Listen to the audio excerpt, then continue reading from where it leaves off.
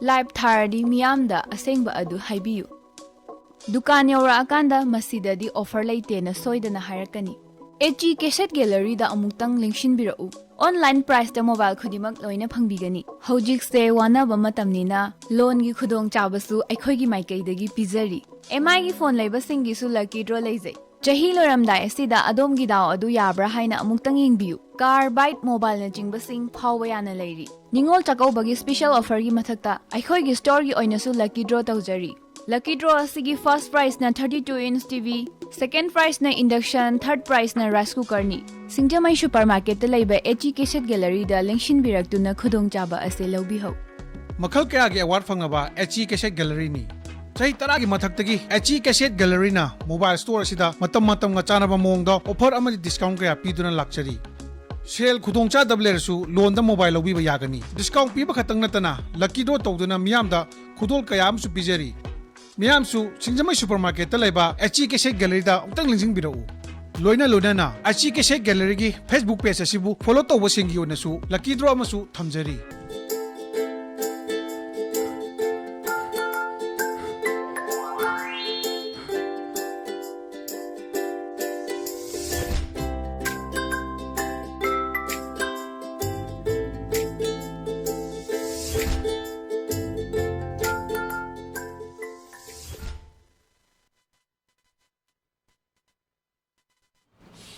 Good afternoon, LTV test of cartoon gi mahau miyang tayo bising maharata mausari. Maroon nga sin fala funga pa seseng gi cartoon sing da cartoonist na kari haining liba, kari fongdong liba, kari wakal kalang ng web do miyam da sandong nga tamjage. Ahan na lokas jage Shanghai Express ki ontok panida isda. Ontok panis da hing view yam padzaba wan tuk leba cartoon ni nong sa se pura naraga kullaga leire. Da manak sida koi gi lamui hai suyare,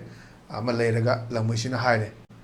Nong sa anaba kay shu tawba ngamdrabasida nakpo mayamna hanjin chawbiraga kari kanagani mantri MLA mayam su lilagi drama gi mantri oibiranu miyam ware sai lamui sina praja miyam gi mohut siline aiga BBS kise ana nong sa sina lusing purel ne ada kaimta tawba ngamdraba ji praja na lauriba Facebook ta kari da mayam se hekta wai wata fazidana mo taro siam nungai tawa poni akhoi samak sungai re kitang cherak pai si khushap nungai te na sai je parja sing laure si kari gino ha je manung da phummaga idea je purne don akhoi gi luching base makok se naraga leiren he noi bo nong sa se nare meitei nong sa maming tangai re pangal jaudre mi pan tang le na thai gi ari ba sei me am le bodo madu oira bra hai phum de duna nong sa na ba ka shu to bangam dra basida na khoi me am na hanjin chawbira kari kana gani Mantri MLA mayam su lila gi drama gi mantri oibiranu mayam ware thopiro hana ado lingjen manada basini khoi lerse manung sida dom low tongnoraga leiba irang sina kitang phagalaga diamu chokri munabagi amu tawraga leiba sigi phifam sidani leriba asagi aiga BBS cartoonist na yan phajana nungsa se naro khong je kaim tawngam dana tummaga le ado lamui sina haira mayam na lawraga khoi nungsa thobuse ma nare nara misnuina hanjan chaibi do kaigino Mantri MLA mayam lai se tholo o lila drama gi type te leiranu miyam se ware haidana achauba message ama piba adumba cartoon ni haidana ithamjage patang da leisna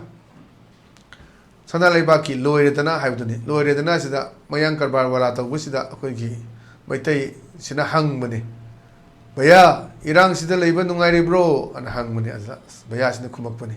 nungai re baba irang marak sida sel tan ba yam nungai re na adana haziti poche gi mamal ngasai khoi ayuk ne ne busu yaw gi bodoni alu kilo da lupa humphum dra marfu yosele tilo kilo da lupa cham kun cham ni phu jaga manade imphal mayon da khara mu hongni khara laptop ki da khara muktangi thobal la kakching da karida somna kanda mayam sinung tang ge yoli mayam ji charo si kai haina baga mayam yawrabani maitai ki nakupi ge napak pi ge na khoi mo sil la si gai ba yarak ta busu yawi ado mayam se adun hajik si wana rak pagi ha ka launar matam sida di kamdaru ge bya nang bu mani pagi irang sida nungai ri bro na mo nungai ba karbara wala sing sidi mo di chat pasu yai eni hoira chaki yai more chake su yai dimapur chake su yai churachandpur chake su yai kangpu pi chake su yai bal leite on aje lo ora sandari mayam chat pa ya ba kangbu khara karbar si chat pa ya ba kangbu da karbar fajana tungna ba fajana hongna ba dum yawi ꯂꯥꯟ ꯇꯧꯔꯤꯉꯩ ꯀꯔꯕꯥꯔ ꯋꯥꯂꯥ ꯈꯔꯗ ꯇꯣꯡꯖꯕ ꯂꯦꯞꯍꯟꯅꯤꯡꯗꯕ ꯀꯥꯡꯕꯨꯁꯨ ꯌꯥꯎꯔꯤꯕꯅꯤ ꯑꯗꯨꯅ ꯌꯥꯝ ꯐꯖꯕꯁꯤꯁꯨ ꯋꯥꯍꯟꯊꯣꯛ ꯑꯃ ꯄꯤꯕ ꯀꯥꯔꯇꯨꯟꯅꯤ ꯑꯗꯨꯅ ꯍꯥꯏꯁꯦ ꯚꯩꯌꯥ ꯏꯔꯥꯡꯁꯤꯗ ꯂꯩꯕ ꯅꯨꯡꯉꯥꯏꯔꯤꯕ꯭ꯔꯣ ꯍꯥꯏꯕꯗ ꯅꯨꯡꯉꯥꯏꯔꯦ ꯕꯕꯥ ꯏꯔꯥꯡ ꯃꯔꯛꯁꯤꯗ ꯁꯦꯜ ꯇꯥꯟꯕ ꯌꯥꯝ ꯅꯨꯡꯉꯥꯏꯔꯦ ꯑꯗꯨꯅ ꯌꯥꯝ ꯐꯖꯕ ꯑꯗꯨꯒꯨꯝꯕ ꯀꯥꯔꯇꯨꯟꯅꯤ ꯃꯊꯪꯗ ꯂꯩꯁꯤꯅ ꯑꯩꯈꯣꯏ ꯄꯣꯛꯅꯐꯝꯒꯤ ꯕꯥꯂꯣꯍꯦ ꯍꯥꯏꯗꯨꯅꯤ ꯕꯥꯂꯣꯍꯦꯁꯤꯗ ꯑꯩꯈꯣꯏꯒꯤ ꯔꯤꯄꯣꯔꯇꯔꯁꯤꯅ ꯍꯪꯕꯅꯤ ꯃꯟꯇ꯭ꯔꯤ ꯃꯟꯗꯣꯜ ꯂꯤꯗꯔꯁꯤꯗ ꯍꯪꯀꯥꯟꯁꯤꯗ ꯂꯥꯟꯁꯤ ꯀꯔꯝ ꯀꯥꯟꯗ ꯂꯣꯏꯗꯣꯏꯅꯣ ꯍꯥꯏꯕ ꯅꯍꯥꯟꯅ ꯂꯣꯏꯔꯒꯗꯕꯅꯤ ꯃꯄꯥꯟꯒꯤ ꯈꯨꯠ ꯌꯥꯎꯕꯗꯒꯤ ꯇꯧꯔꯤꯅꯦꯅ ꯃꯄꯥꯟꯒꯤ ꯈꯨꯠ ꯌꯥꯎꯏ ꯐꯣꯔꯦꯟ ꯍꯦꯟ ꯌꯥꯎꯗꯦ ꯃꯌꯥꯝ ꯑꯃ ꯂꯩꯅꯈ꯭ꯔꯕꯅꯤ ꯍꯧꯖꯤꯛ ꯂꯩꯔꯤꯕ ꯏꯁꯨꯁꯤꯗ ꯑꯗꯒꯤ ꯅꯍꯥꯟ ꯖꯤꯔꯤꯕꯥꯝꯒꯤ ꯇꯧꯔꯤꯕ ꯃꯌꯥꯝꯗꯨꯗꯣ ꯑꯩꯈꯣꯏ ꯑꯁꯥꯝ ꯔꯥꯏꯐꯜꯁꯅ ꯍꯥꯟꯅ ꯑꯦꯛꯁꯟꯁꯦ ꯂꯧꯍꯜꯂꯝꯃꯒ ꯀꯤꯍꯜꯂꯝꯃꯒꯗꯤ ꯃꯁꯤ ꯅꯥꯀꯜ ꯑꯅꯤꯃꯛꯇ ꯑꯝꯇ ꯇꯧꯔꯣꯏꯗꯕꯅꯤ ꯃꯃꯥꯡꯗ ꯀꯥꯞꯄ ꯍꯥꯠꯍꯟꯕ ꯆꯦꯡ ꯍꯨꯔꯥꯜꯍꯟꯕ ꯐꯧ ꯍꯨꯔꯥꯟꯕ ꯑꯣꯛ ꯍꯨꯔꯥꯟꯕ ꯃꯌꯥꯝ ꯑꯃ ꯇꯧꯈꯤꯕ ꯎꯈꯤꯕ ꯃꯌꯥꯝꯗꯨ ꯍꯧꯖꯤꯛꯇꯤ CRPF ꯀꯥꯡꯕꯨ ꯆꯪꯁꯤꯜꯂꯛꯈ꯭रे CRPFꯇꯗꯤ ꯌꯥꯗ꯭ꯔꯦ ꯑꯗꯨꯅ ꯅꯍꯥꯟ ꯇꯧꯈꯤꯕꯗꯨꯅ ꯍꯧꯖꯤꯛꯁꯤ CRPF ꯀꯥꯡꯕꯨꯁꯤ ꯀꯨꯀꯤ ꯇꯥꯕ ꯖꯒꯥꯁꯤꯡꯗ ꯃꯣꯏ ꯕꯣꯏꯀꯣꯠ ꯇꯧꯗꯅ ꯀꯥꯗꯒꯤ ꯍꯦꯟꯗꯣꯛꯄꯤꯒꯅꯨ ꯑꯐ ꯐꯠꯇꯒꯤ ꯗꯥꯏꯇ ꯅꯣꯏ ꯂꯧꯖꯒꯗꯕꯅꯤ ꯀꯥꯏꯅꯒ ꯁꯦꯟꯇ꯭ꯔꯦꯜ ꯐꯣꯔꯁꯁꯤꯡꯁꯤꯗ ꯁꯥꯇ꯭ꯔꯒꯤ ꯑꯣꯔꯒꯅꯥꯏꯖꯦꯁꯟꯅꯒ ꯀꯦꯁ ꯑꯣꯅꯒ ꯋꯥꯔꯅꯤꯡꯒ ꯇꯧꯗꯅ ꯃꯅꯤꯄꯨꯔꯁꯤ ꯌꯥꯝꯅ ꯅꯣꯛꯅꯤꯡꯕ ꯍꯥꯏꯇꯥꯔꯦ ꯑꯗꯨꯝ ꯐꯤꯕꯝꯗ ꯂꯩꯕ ꯑꯗꯨꯝ ꯁꯥꯇ꯭ꯔꯒꯤ ꯌꯨꯅꯤꯌꯟꯒ ꯆꯥꯎꯕ ꯄꯣꯠꯇꯨꯅꯤ ꯑꯩꯈꯣꯏꯁꯦ ꯑꯗꯣ ꯃꯅꯤꯄꯨꯔꯗ ꯂꯥꯛꯑꯀꯥꯟꯗ ꯃꯄꯥꯟꯒꯤ ꯁꯤꯡꯁꯨ ꯃꯌꯥ ꯀꯨꯝꯕ꯭ꯔꯥ ꯈꯪꯗꯦ ꯇꯦꯊꯕ꯭ꯔꯥ ꯈꯪꯗꯦ ꯅꯛꯖꯜꯂꯥꯏꯠꯀꯤ ꯀꯥꯡꯕꯨꯒ ꯊꯦꯡꯅꯔꯤꯕ ꯀꯥꯡꯕꯨꯗ ꯀꯥꯞꯊꯠꯅꯗꯅ CRPFꯒ ꯇꯧꯅꯔꯤꯕ ꯃꯌꯥꯝꯁꯤꯡꯒ ꯂꯣꯏꯅ ꯇꯧꯅꯕꯅꯤ ꯑꯩꯈꯣꯏꯁꯤꯗ ꯌꯦꯡꯉ ꯂꯩꯕ ꯑꯗꯅꯤ ꯀꯃꯥꯏꯅ ꯊꯣꯛꯈ꯭ꯔꯗꯒꯦ ꯑꯗꯣ ꯀꯝꯄꯅꯤ 10 ꯑꯃꯁꯨ ꯊꯥꯖꯤꯜꯂꯛꯈ꯭रे ꯉꯔꯥꯡ ꯂꯥꯛꯄ ꯍꯧꯈ꯭रे ꯊꯨꯡꯂꯈ꯭ꯔꯦꯗꯅ ꯉꯁꯤꯒꯤ ꯄꯥꯎ ꯆꯦꯁꯤꯡꯗ ꯌꯥꯎꯔꯤꯗꯨꯅꯤ ꯑꯗꯨꯅ ꯂꯥꯟꯁ ꯉꯁꯥꯏ ꯄꯥꯎꯃꯤꯗꯨꯅ ꯍꯟꯒꯗ ꯂꯥꯟꯁꯤ ꯀꯔꯝ ꯀꯥꯟꯗ ꯂꯣꯏꯗꯣꯏꯅꯣ ꯍꯥꯏꯕ ꯅꯍꯥꯟꯅ ꯂꯣꯏꯔꯒꯗꯕꯅꯤ ꯃꯄꯥꯟ ꯈꯨꯠ ꯌꯥꯎꯕꯒꯤ ꯇꯧꯔꯤꯅꯦ ꯍꯥꯏꯗꯅ ꯁꯤꯗ ꯃꯅꯨꯡꯗ ꯐꯨꯝꯃꯒ ꯆꯦꯟꯕ ꯏꯆꯦꯜꯗꯨ ꯎꯠꯅꯕ ꯍꯣꯠꯅꯕ ꯌꯥꯝ ꯐꯖꯕꯁꯤꯁꯨ ꯋꯥꯍꯟꯊꯣꯛ ꯂꯩꯕ ꯀꯥꯔꯇꯨꯟꯅꯤ ꯃꯊꯪꯗ ꯂꯩꯔꯤꯁꯤꯅ ꯍꯨꯌꯦꯟ ꯂꯟꯄꯥꯎꯒꯤ ꯑꯁ ꯂꯣꯏꯔꯦ ꯍꯥꯏꯕꯗꯨꯅꯤ ꯁ꯭ꯋꯥꯏꯁꯤꯗ ꯃꯣꯏ ꯍꯧꯖꯤꯛ ꯏꯁꯨꯗꯒꯤ ꯈꯔ ꯊꯩꯗꯣꯔꯛꯑꯀꯥꯟꯗ ꯃꯅꯤ ꯃꯃꯧꯒꯤ ꯋꯥꯔꯤꯅꯤ ꯇꯧꯅꯔꯛꯏꯁꯦ ꯑꯗ ꯋꯥꯔꯤ ꯁꯥꯟꯅꯔꯤꯌꯦ ꯅꯨꯡꯉꯥꯏꯕ ꯄꯥꯎ ꯅꯆꯥꯅꯨꯄꯤꯅ ꯃꯅꯦꯝꯕꯣꯛ ꯐꯨꯏ ꯍꯥꯏꯅꯦꯅ ꯅꯨꯄꯥꯁꯤꯅ ꯃꯥꯏ ꯅꯨꯄꯤꯁꯤꯗ ꯇꯝꯕꯅꯦꯕ ꯑꯗꯩ ꯃꯥꯏ ꯃꯃꯧꯁꯤ나 ꯃꯇꯨꯡꯗ ꯂꯦꯞꯄꯒ ꯂꯩꯔꯦ ꯅꯨꯡꯉꯥꯏꯕ ꯄꯥꯎ ꯅꯆꯥꯅꯨꯄꯤꯅ ꯃꯅꯦꯝꯕꯣꯛ ꯐꯨꯏ ꯍꯥꯏꯅꯦꯅ ꯑꯗ ꯑꯃꯗꯤ ꯈꯨꯝꯃꯩ ꯐꯩ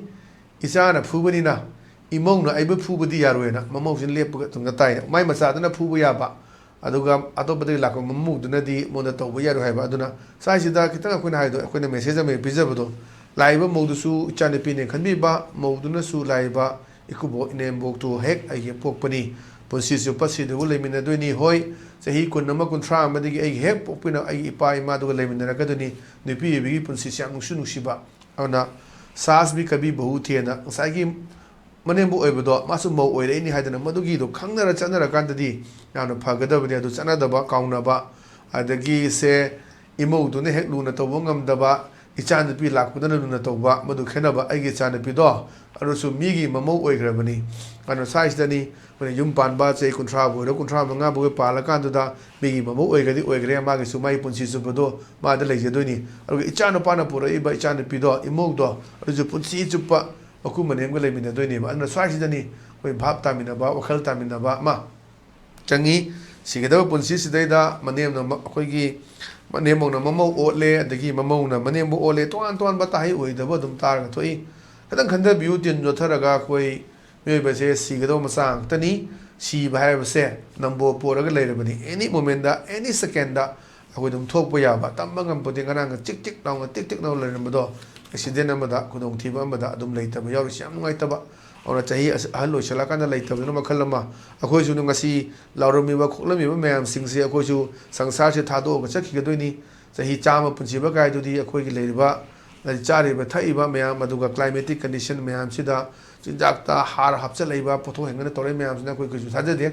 ꯊꯥꯏꯅꯒꯤ ꯌꯥꯝꯅ ꯁꯦꯡꯕ ꯏꯪꯁꯤꯠ ꯅꯨꯡꯁꯤꯠ ꯀꯝꯄꯅꯤꯒ ꯌꯥꯝ ꯂꯩꯇ꯭ꯔꯤꯕ ꯃꯜꯇꯤꯅꯦꯁꯅꯦꯜ ꯀꯝꯄꯅꯤ ꯂꯩꯕ ꯃꯩꯈꯨꯒ ꯌꯥꯝ ꯊꯣꯛꯇ ꯌꯥꯝꯅ ꯅꯨꯡꯉꯥꯏꯕ ꯄꯣꯠ ꯑꯃꯗ ꯂꯩꯔꯝꯕꯗꯨꯒꯤ ꯆꯍꯤ 100 ꯄꯨꯟꯁꯤꯕ ꯉꯝꯕꯒꯤ ꯋꯥꯅꯤ ꯑꯗꯨꯕꯨ ꯈꯪꯗꯦ ꯇꯦꯛꯅꯣꯂꯣꯖꯤ ꯆꯥꯎꯈꯠꯂꯛꯄꯒꯤ ꯃꯇꯨꯡ ꯏꯟꯅ ꯂꯩꯔꯤꯕ ꯑꯩꯈꯣꯏꯒꯤ ꯁꯦꯜꯁꯤꯡꯁꯤ ꯌꯥꯝꯅ ꯐꯅ ꯊꯝꯅꯅꯕ ꯍꯤꯗꯥꯛ ꯂꯥꯡꯊꯛ ꯄꯨꯊꯣꯔꯛꯀꯗ꯭ꯔꯥ ꯃꯌꯥꯝ ꯑꯇꯥꯡꯕ ꯑꯩꯈꯣꯏꯒꯤ ꯑꯝꯕꯥꯅꯤꯒꯤ ꯅꯨꯄꯤ ꯍꯩꯕꯒꯤꯗꯤ ꯒꯣꯜ ꯔꯁ ꯀꯥꯏꯅꯒ ꯑꯩꯈꯣꯏ ꯁꯅꯥꯒꯤ ꯃꯍꯤ ꯐ꯭ꯔꯦꯁ ꯑꯣꯏꯕ ꯂꯨꯄꯥ ꯂꯥꯛ ꯄꯤꯕ ꯊꯛꯏ ꯀꯥꯏ ꯍꯥꯏ ꯅꯍꯥ ꯑꯣꯏꯔꯒ ꯂꯩꯅꯕ ꯃꯌꯥꯝ ꯑꯗꯒꯤ ꯁꯥꯏꯟꯇꯤꯐꯤꯛ ꯃꯌꯥꯝ ꯑꯃ ꯇꯧꯕ ꯃꯌꯥꯝꯁꯨ ꯎ ꯐꯪꯉꯦ ꯑꯗꯨꯅ ꯁꯦꯟ ꯄꯥꯏꯕꯒꯤ ꯋꯥꯔꯤꯅꯤ ꯅꯣꯡꯃꯒꯤ ꯁꯨꯔꯒ ꯆꯥꯖꯕ ꯑꯗꯨꯅ ꯀꯌꯥꯝꯅ ꯄꯨꯟꯁꯤꯒꯗꯣꯏꯕ ꯍꯛꯆꯥꯡꯒꯤ ꯇꯛꯈꯥꯏꯔꯒ ꯁꯤꯗꯩꯗ ꯌꯣꯠ ꯇꯧꯕꯅꯤ ꯈꯪꯗꯦ ꯄꯣꯠ ꯑꯔꯨꯝꯕ ꯍꯣꯟꯕꯅꯤ ꯈꯪꯗꯦ ꯇꯧꯔꯒ ꯀꯌꯥ ꯌꯥꯝꯅꯅꯣ ꯑꯩꯈꯣꯏꯅ ꯄꯨꯟꯁꯤꯗꯣꯏꯁꯦ ꯑꯗꯨꯅꯅꯤ ꯈꯤꯇꯪ ꯈꯪꯃꯤꯟꯅꯕ ꯚꯥꯞ ꯇꯥꯏ ꯁꯦꯜ ꯄꯥꯏꯕꯁꯨ ꯄꯥꯏꯗꯕꯁꯨ ꯃꯤꯑꯣꯏꯕꯁꯦ ꯁꯤꯗꯧ ꯃꯆꯥꯅꯤ ꯑꯉꯝꯕ ꯊꯥꯛꯇ ꯃꯇꯦꯡ ꯄꯥꯡꯅꯕ ꯑꯃꯒ ꯅꯨꯡꯁꯤ ꯆꯥꯟꯅꯅ ꯍꯤꯡꯃꯤꯟꯅꯕ ꯃꯗꯨꯅꯤ ꯌꯥꯝ ꯗꯔꯀꯥꯔ ꯑꯣꯏꯔꯤꯗꯣ ꯂꯩꯔꯤꯕ ꯂꯝꯕꯨ ꯑꯣꯏꯔꯁꯨ ꯁꯦꯟ ꯊꯨꯝꯕꯨ ꯑꯣꯏꯔꯁꯨ ꯁꯤꯕꯗ ꯀꯩꯁꯨ ꯄꯨꯕ ꯌꯥꯔꯣꯏ ꯔꯇꯟ ꯇꯥꯇꯥ ꯃꯤꯂꯤꯅꯤꯌꯔ ꯃꯌꯥꯝꯗꯣ ꯁꯤꯕꯗ ꯃꯥꯏ ꯀꯔꯣꯔ ꯃꯌꯥꯝꯗꯣ ꯃꯤꯂꯤꯌꯟ ꯃꯌꯥꯝꯗꯣ ꯄꯨꯔꯒ ꯆꯠꯈꯤꯗꯦ ꯃꯥꯒꯤ ꯆꯠꯅꯕꯒꯤ ꯃꯇꯨꯡ ꯏꯟꯅ ꯃꯥꯒꯤ ꯀꯩꯅꯣꯃ ꯀꯣꯐꯤꯟ ꯑꯃ ꯀꯨ ꯑꯃ ꯀꯔꯤ ꯑꯃ ꯐꯨꯝꯕꯒꯤꯅ ꯐꯨꯝꯕ ꯃꯩ ꯊꯥꯕꯒꯤꯅ ꯊꯥꯕ ꯃꯌꯥꯝꯗꯨꯅꯤ ꯑꯗ ꯍꯥꯏꯅꯩꯗꯨꯅꯤ ꯑꯩꯈꯣꯏꯒꯤ ꯃꯩꯇꯩꯒꯤꯗꯁꯨ ꯍꯤꯟꯗꯨ ꯆꯠꯄ ꯀꯥꯡꯕꯨꯁꯤꯡꯒꯤꯗꯤ ꯁꯤꯡ ꯃꯣꯟ 9 ꯑꯗꯨꯒ ꯑꯩꯈꯣꯏꯒꯤ ꯇꯌꯥꯔ ꯇꯥꯇꯥꯒꯤ ꯇꯌꯥꯔꯗꯣ 3 ꯀꯥꯏꯅ ꯍꯥꯏꯅꯕ ꯐꯥꯒꯤ ꯇꯧꯅꯩꯗꯨꯅꯤ ꯁꯨꯝꯅ ꯈꯤꯇꯪ ꯋꯥꯈꯜ ꯈꯟꯗꯕ ꯃꯇꯝ ꯌꯧꯕꯒꯤ ꯄꯣꯠꯇꯨꯅꯤ ꯑꯗꯨꯅ ꯈꯠꯅ ꯆꯩꯅꯕ ꯈꯣꯠꯅꯕ ꯍꯥꯏꯁꯤꯁꯨ ꯑꯐꯕ ꯄꯣꯠ ꯅꯠꯇꯕꯅꯤ ꯌꯥꯝ ꯅꯨꯡꯉꯥꯏꯅ ꯄꯨꯟꯁꯤꯁꯦ ꯅꯨꯡꯉꯥꯏꯅ ꯇꯦꯟꯁꯟ ꯐ꯭ꯔꯤꯗ ꯍꯤꯡꯕ ꯑꯗꯨꯅꯤ ꯌꯥꯝ ꯐꯖꯕ ꯁꯤꯁꯨ ꯀꯥꯔꯇꯨꯟꯅꯦꯅ ꯊꯝꯖꯒꯦ ꯃꯊꯪꯗ ꯂꯩꯔꯤꯁꯤꯅ ꯑꯩꯈꯣꯏ ꯏꯆꯦꯜ ꯑꯦꯛꯁꯄ꯭ꯔꯦꯁꯀꯤ ꯅꯩꯔꯦ ꯍꯥꯏꯕꯗꯨꯅꯤ ꯅꯩꯔꯦ ꯁꯤꯗ ꯃꯆꯥꯅꯨꯄꯥꯁꯤꯅ ꯎ ꯉꯥꯎꯔꯒ ꯊꯛꯑꯒ ꯇꯥꯔꯒ ꯂꯩꯕꯁꯤꯗ ꯃꯄꯥꯅ ꯆꯩꯕꯅꯤ ꯑꯗꯨꯃꯥꯏꯅ ꯌꯨ ꯉꯥꯎꯗꯨꯅ ꯁꯤꯒꯗꯣꯏ ꯁꯔꯨꯛ ꯂꯥꯟꯖꯥꯎꯔꯨꯆꯣ ꯁꯤꯔꯨꯆꯣ ꯃꯤꯌꯥꯝꯅ ꯏꯀꯥꯏ ꯈꯨꯝꯅꯕ ꯑꯣꯏꯅꯕ ꯑꯅ ꯃꯆꯥꯁꯤ ꯆꯩꯕꯅꯤ ꯑꯗꯣ ꯃꯆꯥꯅꯨꯄꯥꯅ ꯀꯩ ꯍꯥꯏꯔꯛꯀꯦꯗ ꯑꯗꯨꯁꯨ ꯌꯨ ꯉꯥꯎꯕ ꯆꯪꯍꯟꯗꯦ ꯍꯥꯏꯕꯅꯤ ꯂꯥꯟꯐꯝꯗ ꯑꯩꯁꯨ ꯌꯦꯡꯕ ꯌꯥꯝꯕ ꯌꯦꯡꯂꯕꯅꯤ ꯀꯥꯟꯅꯗ꯭ꯔꯦ ꯍꯥꯏꯗꯅ ꯁꯨꯝ ꯇꯧꯈ꯭ꯔꯕꯅꯦꯅ ꯍꯧꯖꯤꯛ ꯌꯨꯒꯤ ꯋꯥꯔꯤ ꯍꯥꯏꯔꯒ ꯌꯨꯗꯤ ꯐꯖꯅ ꯑꯩꯈꯣই ꯌꯨꯝꯊꯣꯡ ꯈꯨꯗꯤꯡꯗ ꯀꯔꯤꯗ ꯂꯣꯏ ꯊꯛꯅꯕ ꯍꯧꯖꯤꯛꯁꯤ ꯌꯨꯁꯤ ꯄꯨꯔꯥ ꯂꯤꯒꯦꯂꯥꯏꯁ ꯇꯧꯕꯒꯤ ꯃꯑꯣꯡꯗ ꯆꯦ ꯊꯣꯛꯇ꯭ꯔꯒꯁꯨ ꯂꯩꯕꯒꯤ ꯃꯑꯣꯡꯗ ꯍꯧꯖꯤꯛꯁꯤ ꯂꯝꯕꯤ ꯃꯄꯥꯟꯗ ꯀꯔꯤꯗ ꯃꯌꯥꯝ ꯃꯃꯥꯡꯗꯁꯨ ꯑꯩꯈꯣꯏ ꯕꯤꯁꯅꯨꯄꯨꯔ ꯀꯦꯟꯗ꯭ꯔꯒꯤ ꯏꯃꯥ ꯏꯕꯦꯜ ꯃꯌꯥꯝꯅ ꯍꯥꯏꯗꯨꯅꯤ ꯑꯩꯈꯣꯏꯒꯤ ꯆꯤꯡ ꯃꯄꯥꯟꯗ ꯀꯔꯤꯗ ꯄꯥꯈꯪ ꯂꯩꯁꯥꯕꯤ ꯀꯩꯅ ꯊꯛꯇꯅ ꯆꯥꯗꯅ ꯂꯩꯕ ꯄꯨꯔꯥ ꯑꯩꯈꯣꯏꯁꯤ ꯁꯣꯝꯗꯅ ꯂꯥꯟ ꯀꯥꯞꯄꯤ ꯁꯣꯝꯗꯅ ꯊꯛ ꯆꯥꯗꯅ ꯌꯨ ꯊꯛꯇꯅ ꯑꯗꯩ ꯇꯧꯗꯅ ꯂꯩꯕ ꯃꯌꯥꯝ ꯑꯃ ꯌꯥꯎꯔꯤ ꯑꯗꯨꯅ ꯄꯦꯜꯂꯛꯇꯕ ꯈꯨꯜ ꯉꯥꯛꯄꯁꯤꯡꯅ ꯄꯦꯟꯗꯕꯒꯤ ꯈꯣꯜꯂꯥꯎ ꯍꯦꯛ ꯂꯥꯎꯔꯛꯏꯗꯨꯅꯤ ꯅꯣꯏꯒꯤꯗꯤ ꯁꯔꯨꯛ ꯌꯥꯎꯗ꯭ꯔꯕ꯭ꯔꯥꯅ ꯁꯣꯝ ꯅꯥꯀꯟꯗ ꯂꯥꯟ ꯀꯥꯞꯄꯤ ꯁꯣꯝ ꯅꯥꯀꯟꯗ ꯉꯥꯎꯔ ꯂꯩꯅꯤ ꯃꯌꯥꯝꯁꯦ ꯑꯗꯨꯅ ꯉꯁꯥꯏꯒꯤ ꯃꯆꯥꯁꯤ ꯉꯥꯎꯔ ꯂꯩꯕꯗꯨꯗ ꯆꯠꯂꯣ ꯅꯪ ꯑꯗꯨꯃꯥꯏꯅ ꯊꯛꯑꯒ ꯂꯩꯗꯣꯏ ꯁꯔꯨꯛꯄꯨꯗꯤ ꯂꯥꯟꯖꯥꯎꯁꯨ ꯆꯠꯂꯨ ꯁꯤꯔꯀꯥꯟꯗ ꯃꯤꯅꯁꯨ ꯏꯀꯥꯏ ꯈꯨꯝꯅꯅꯕꯅ ꯑꯗꯨꯁꯨ ꯇ꯭ꯔꯥꯏ ꯇꯧꯔꯕꯅꯤ ꯌꯨ ꯉꯥꯎꯕ ꯆꯪꯍꯟꯗꯦ ꯍꯥꯏ ꯑꯗꯨꯅ ꯑꯩ ꯎꯄꯥꯏ ꯂꯩꯇ ꯇꯧꯔꯕꯅꯦꯅ ꯌꯥꯝ ꯐꯖꯕ ꯁꯤꯁꯨ ꯀꯥꯔꯇꯨꯟꯅꯦꯅ ꯊꯝꯖꯒꯦ ꯃꯊꯪꯗ ꯂꯩꯔꯤꯁꯤꯅ ꯑꯩꯈꯣꯏ ꯅꯥꯎꯔꯝ ꯊꯧꯗꯥꯡꯒꯤ ꯍꯋꯥꯗꯣ ꯂꯩꯔꯥꯡꯗꯣ ꯍꯥꯏꯕꯗꯤ ꯍꯋꯥꯗꯣ ꯂꯩꯔꯥꯡꯗꯣ ꯁꯤꯗ ꯋꯥꯔꯤ ꯁꯥꯟꯅꯔꯒ ꯑꯍꯜ ꯑꯅꯤꯁꯦ ꯆꯠꯄꯅꯦ ꯑꯗ ꯑꯍꯜꯁꯤꯅ ꯍꯥꯏꯔꯤ ꯁꯦꯟꯇꯔꯅ ꯉꯥꯛꯂꯒ ꯌꯣꯡꯅ ꯂꯧꯄꯨ ꯇꯥꯜꯍꯜꯂꯦ ꯇꯧꯔꯤꯁꯦꯅ ꯍꯧꯖꯤꯛ ꯂꯩꯔꯤꯕ ꯐꯤꯕꯝꯁꯤꯅꯤ ꯌꯣꯡꯅ ꯂꯧꯄꯨ ꯇꯥꯟꯕ ꯍꯥꯏꯁꯦ ꯂꯧꯄꯨꯗꯨꯅ ꯅꯨꯡꯁꯤꯗꯅ ꯌꯣꯡꯗꯣ ꯂꯥꯛꯈꯤꯕꯅꯤ ꯅꯨꯡꯁꯤꯗꯅ ꯌꯣꯛꯇꯅ ꯃꯥꯒꯤ ꯊꯕꯛ ꯏꯟꯈꯥꯡ ꯇꯧꯅꯕꯅ ꯊꯥꯏꯅꯒꯤ ꯑꯩꯈꯣꯏꯒꯤ ꯍꯅꯨꯕꯤ ꯍꯅꯨꯕ ꯄꯥꯟ ꯊꯥꯕꯒ ꯇꯧꯔꯤꯗꯣ ꯌꯥꯝ ꯇꯧꯔꯅ ꯃꯣꯏꯅ ꯇꯧꯕ ꯑꯗꯨꯃꯥꯏꯅ ꯇꯧꯗꯅ ꯊꯝꯕꯗꯣ ꯌꯣꯡꯅ ꯂꯧꯄꯨ ꯇꯥꯜꯂꯦꯗꯅ ꯃꯣꯏ ꯃꯌꯥꯝ ꯌꯥꯝꯈꯠꯂꯒ ꯆꯪꯁꯤꯜꯂꯛꯑꯒ ꯂꯧꯄꯨꯗꯨꯗ ꯆꯤꯛꯇꯅ ꯈꯣꯠꯇꯅ ꯉꯁꯥꯏ ꯌꯥꯝꯈꯠꯂꯕꯅꯤꯅ ꯐꯨ ꯆꯩꯕꯁꯨ ꯋꯥꯔꯦꯗꯣ ꯑꯗꯨꯅ ꯍꯧꯖꯤꯛ ꯇꯧꯔꯤꯁꯤꯡꯁꯦ ꯌꯥꯏꯅ ꯁꯨꯝ ꯇꯧꯕ ꯁꯨꯝ ꯆꯪꯍꯜꯂꯛꯈꯤꯕ ꯃꯇꯝ ꯃ꯭ꯌꯥꯟꯃꯥꯔꯗꯒꯤ ꯕꯪꯒ꯭ꯂꯥꯗꯦꯁꯇꯒꯤ ꯃꯌꯥꯝ ꯑꯃ ꯆꯦꯟꯁꯤꯜꯂꯛꯈꯤꯕ ꯃꯌꯥꯝꯅ ꯉꯁꯤꯗꯤ ꯂꯥꯟ ꯇꯧꯗꯗꯅ ꯆꯍꯤ 2ꯒꯤ ꯃꯌꯥ ꯐꯥꯖꯤꯜꯂꯛꯀꯗꯧꯔꯕꯁꯤ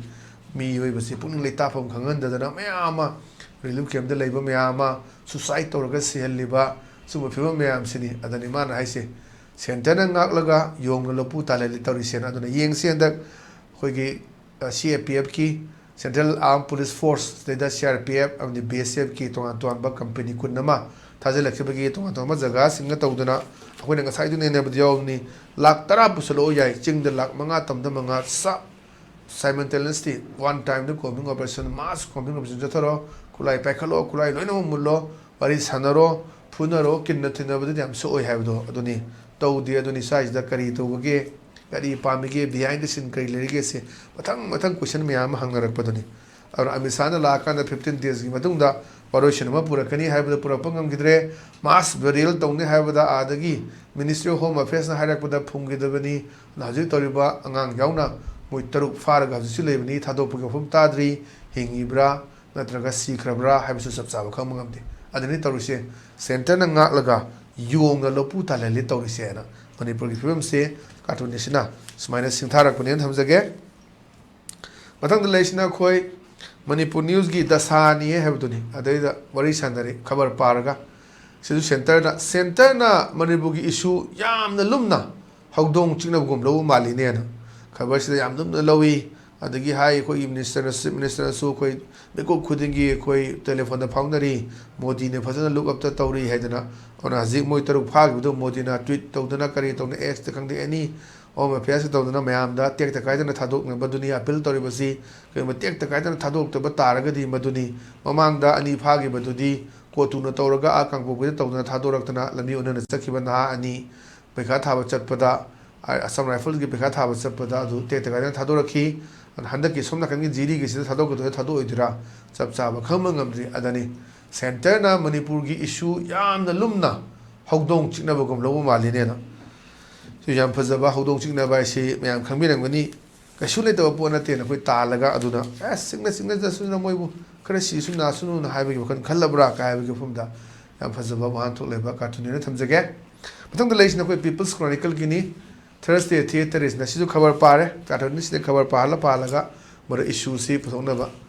high is it oh pamul si hengala borena every essential commodities loina mayam sin paisa hengal le mamal hengal le ne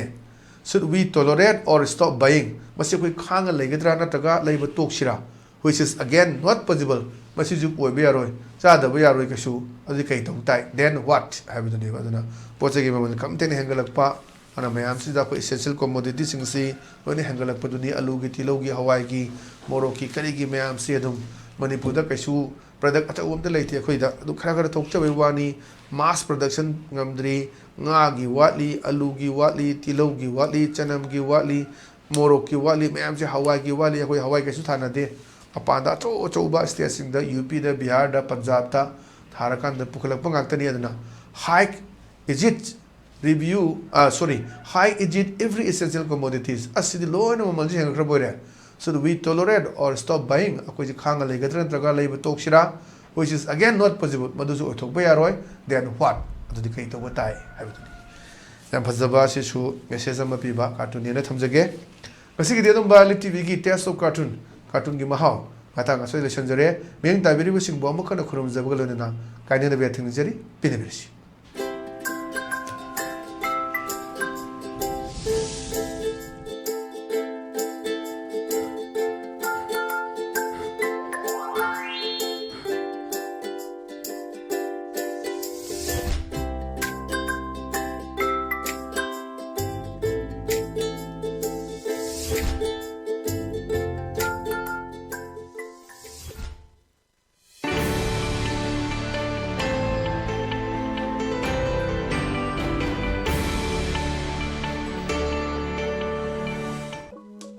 Live tharadi miyamda asengba adu haibiyu. Dukan yaura akanda masidadi offer laite na soidana hairakani. HG Cassette Gallery da amuktang lingshin birau. Online price da mobile khudimak loina phangbigani. Hojik se wana ba matamnina loan gi khudong chabasu aikhoi gi maikai dagi pizari. MI gi phone laiba singi su lucky draw laizai. Chahi loramdai asida adom gi daw adu yabra haina amuktang yengbiyu. Car bite mobile na jingba sing phawwa yana lairi. Ningol chakau bagi special offer gi mathakta aikhoi gi store gi oina su lucky draw tawjari. Lucky draw asigi first prize na 32-inch TV, second prize na induction, third prize na rice cooker ni. Singjamai supermarket ta laiba HG Cassette Gallery da lengshin biraktu na khudong chaba ase lawbi ho. Makhal kaya gi award phangaba HG Cassette Gallery ni chahi taragi mathaktagi HG Cassette Gallery na mobile store asida matam nga chanaba mongda offer amadi discount kaya piduna lakchari. Sale khudong cha double su loan da mobile lawbi ba yagani. Discount piba khatang natana lucky draw tawduna miyamda khudol kaya am su pijari. Miyam su Singjamai supermarket ta laiba HG Cassette Gallery da utang lingjing birau. Loina na HG Cassette Gallery gi Facebook page asibu follow tawba singi ona su lucky draw amasu thamjari.